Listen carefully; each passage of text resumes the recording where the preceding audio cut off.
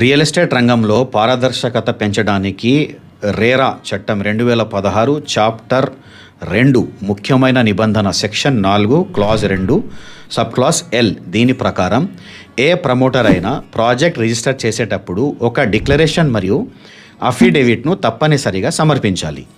ఇందులో ప్రధానంగా 3 విషయాలు ఉంటాయి. 3 థింగ్స్.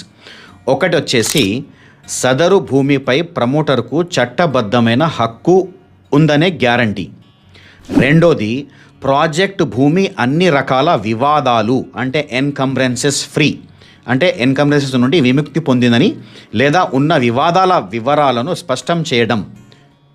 మూడోది కస్టమర్ల నుండి వసూలు చేసిన సొమ్ములో 70% 70% నిధులను విడిగా ఒక షెడ్యూల్డ్ బ్యాంక్ ఖాతాలో జమ చేసి కేవలం ఆ ప్రాజెక్ట్ నిర్మాణం మరియు భూమి ఖర్చులకే వాడతామని ప్రమాణం చేయడం. ఈ అఫిడవిట్పై ప్రమోటర్ లేదా వారి తరఫున అధికారం పొందిన వ్యక్తి సంతకం తప్పకుండా చేయాలి. ఇది బయ్యర్స్కి, కొనుగోలుదారులకి అంటే ఒక పెట్టుబడికి రక్షణ కవచం వంటిది అన్నమాట.